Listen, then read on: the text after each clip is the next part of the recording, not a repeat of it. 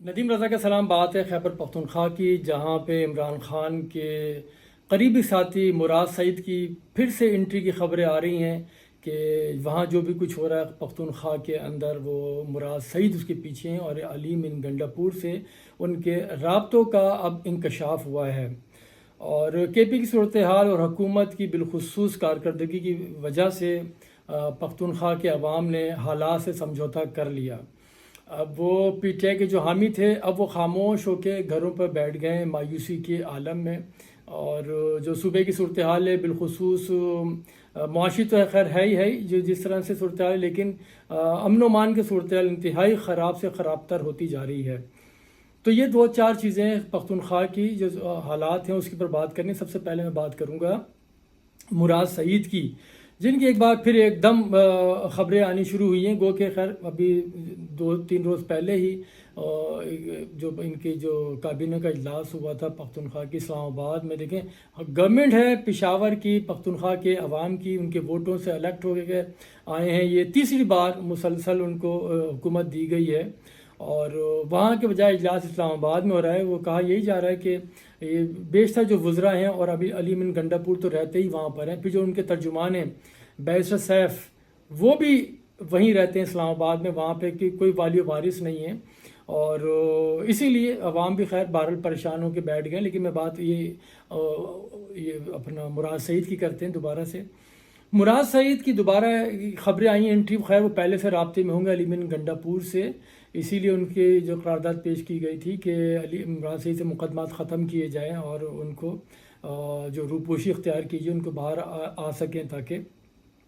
اب اطلاعات آئی ہیں کہ وہ مسلسل علیم ان گنڈا پور سے رابطے میں، جو بھی کے پی کے اندر وہ حکومت کے وزراء کو نکالا جانا ہو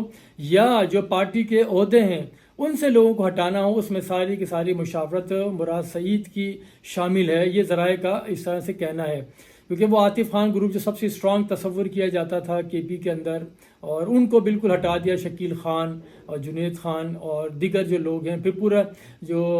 اب کا یہ ہزارہ ریجن پورا تبدیل کر دیا گیا سارا کا سارا۔ وہ کہنے میں یہی سننے میں یہی آ رہا ہے کہ اس کے پیچھے سب مراد سعید ہیں، اور پھر بالخصوص وہ جو مشال یوسفزئی کو ہٹایا گیا ہے اس کی بھی پیچھے ان کا ہاتھ ہے۔ تو الغرض یعنی کہ یہ ساری چیزیں وہ ہو رہی ہیں کہ اس کے جو بھی کچھ کے پی کے اندر ہو رہا ہے اس میں زیادہ تر جو کردار ہے مراد سعید کا ہے، اور وہ مسلسل علیم ان گنڈا پور سے رابطے میں لوگوں کو نکلوا رہے ہیں، ہٹا رہے ہیں، اور جو حکومت کی توجہ ہے اپنے عوام کے بجائے یہ ان کے پر کسی کو لگانا ہے، کسی کو نکالنا ہے، اور کرپشن کو کیسے چھپانا ہے۔ کیونکہ ان کی کے پی کے اندر جو آوازیں اٹھ رہی ہیں ساری وہ اپنے عوام کی طرف سے اٹھ رہی ہیں، اور اپنی گورنمنٹ کی طرف سے اٹھ رہی ہیں جو اندر وزراء ہیں۔ اور وہاں تو خیر اتنی سالڈ ہے کے پی میں گورنمنٹ ان کی کہ اس کو کسی سے پریشانی نہیں، نہ اپوزیشن، اس کے باوجود جو ہے گھر کے اندر ہی انہوں نے پھر اپوزیشن پال لی ہے، اور تقریباً 7 سے 8 گروپ ایکٹیو ہیں کے پی کے اندر، اور اسی لیے عوام رول رہے ہیں۔ جو پہلے اگر کوئی صحافی بھی، میری ابھی بات ہو رہی تھی وہاں پہ پشاور میں صحافیوں سے، سینئر صحافیوں سے، تو وہ کہہ رہے ہیں کہ پہلے ہم کوئی خبر لگاتے تھے ٹویٹر کے اوپر، سوشل اکاؤنٹ پہ، تو ہمیں گالیاں دی جاتی تھیں۔ آج ہم کچھ بھی کر رہے ہیں تو کسی کو کوئی غرض نہیں ہے،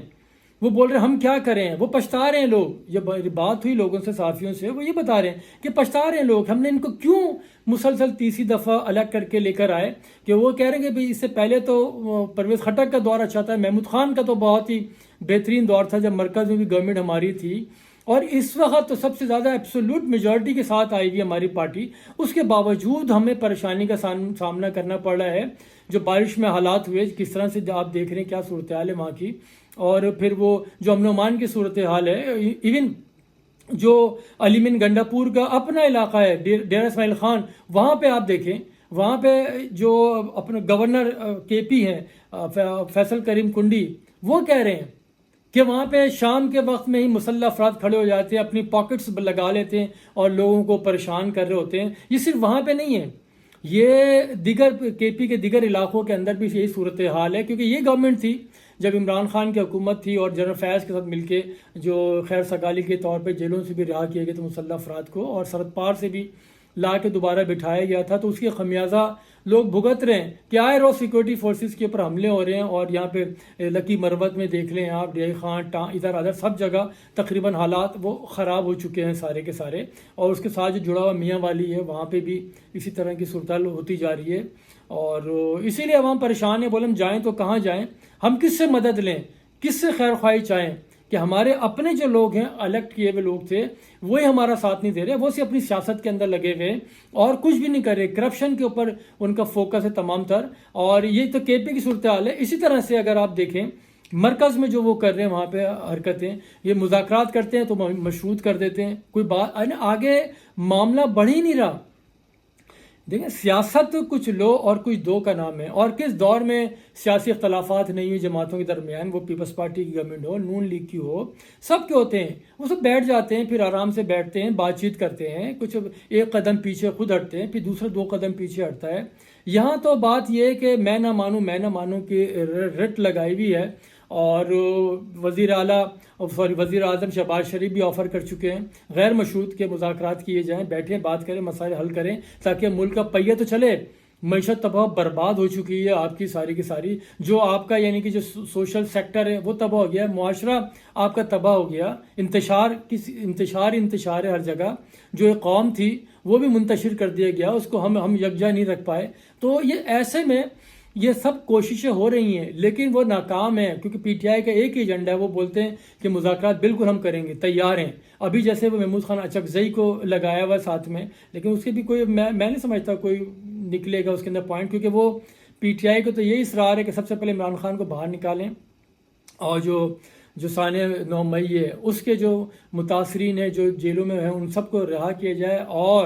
اور اس کا جوڈیشل کمیشن بٹھایا جائے، کیونکہ پی ٹی آئی کے خلاف وہ سازش کی گئی تھی۔ تو اب یہ وہ صورتحال ہے یہاں پہ، تو خیر بہرحال وہ نون لیگ سے مذاکرات کریں، پیپلز پارٹی سے کریں، تو ان کے بھی یہاں پڑ جلتے ہیں، اور کیونکہ ان کا یہ ایشو ہے ہی نہیں، کیونکہ پیپلز پارٹی تو یہ کہتی ہے جس کا ایشو ہے وہی دیکھیں گے، ہمیں تو اس میں کوئی پڑھنا ہی نہیں چاہیے۔ وہ تو اپنے وزراء کو بھی کہہ چکی ہے کہ آپ نے اس سلسلے میں کوئی بیانات نہیں دینے، کوئی کچھ نہیں کر رہا۔ تو جہاں پہ یہ صورتحال اگر آ جائے تو پھر ہم تو آگے بڑھنے کے بجائے ہم تو مسلسل پیچھے کا سفر کر رہے ہیں، ہم تو انگریزی کے سفر سے آگے نکل ہی نہیں پا رہے ہیں۔ ہم سوچتے ہیں کہ کچھ ہو جائے گا، آج حالات بہتر ہو جائے گا، نہیں، ہم تو کبھی IMF کے چکر میں پھنسے ہوئے ہیں، کبھی کہیں پھنسے ہوئے ہیں۔ تو یہ صورتحال ہے، مرکز میں بھی خراب ہے اور صوبے میں بھی خراب ہے، جس کی وجہ سے پریشانی کا سامنا کرنا پڑ رہا ہے۔ اور جو الزامات کی جو سیاست ہے، یعنی کہ الزامات پہ الزامات لگائے جا رہے ہیں، کوئی تعمیری کوئی کام نہیں ہے، تنقید برائے یعنی کہ تعمیر ہونا چاہیے، وہاں پہ کوئی چیز ایسی نہیں آ رہی، یعنی کوئی اچھی خبر آئے ملک کے اندر،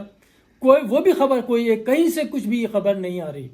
ہر جگہ افراتفری ہے، وہ سوسائٹی میں ہو یا گورنمنٹ کے اندر ہو یا معاشی ہو، ہر طرف سے آپ یعنی کہ ہماری کوئی راہ متعین ہی نہیں کی جا رہی ہے۔ کوئی بھی سیاسی جماعت ہے وہ صرف اپنے اندر لگے ہوئے ہیں، اس کے علاوہ ان کو کسی کا کوئی سروکار نہیں ہے، کوئی کیا کر رہا ہے، کوئی مرے یا جیے ان کی بلا سے، وہ صرف اپنے پوائنٹ اسکورنگ میں لگے ہوئے ہیں، نرگسیت کے شکار ہیں سارے کے سارے، سب کے سب تحریک انصاف والے لگے ہوئے چکر میں کہ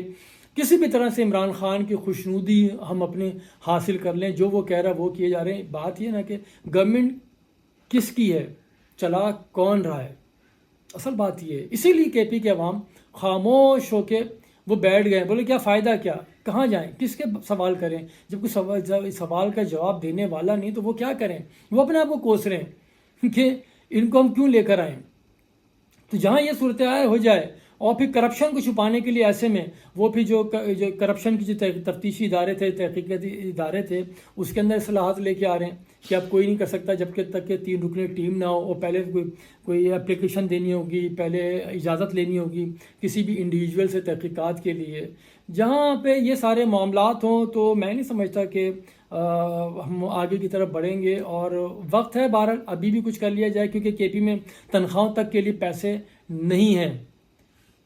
ابھی بھی۔ علی امین گنڈا پور کے، کیونکہ میں نے تو پہلے اطلاعات یہی تھی کہ علی امین گنڈا پور اور شہباز شریف کے درمیان بیک ڈور ڈپلومیسی چل رہی، ان کو پیسے فنڈ بھی مل رہا تھا، لیکن جب اس طرح کی حرکتیں ہوں گی پھر میرے خیال میں پھر حالات بد سے بدتر کی طرف گامزن ہو سکیں گے، اور پھر جو بھی عوام خاموش ہیں، جو یعنی کہ مایوس ہو کے گھروں پہ بیٹھ گئے ہیں، جنہیں کوئی سروکار نہیں ہے، پھر ایسا نہ ہو کسی غیروں کے بجائے یہی اٹھ کے اسمبلی کے باہر دھرنا دے رہے ہوں تو پھر کیا کریں گے، غور ضرور کیجیے گا۔ بہت شکریہ. خدا حافظ.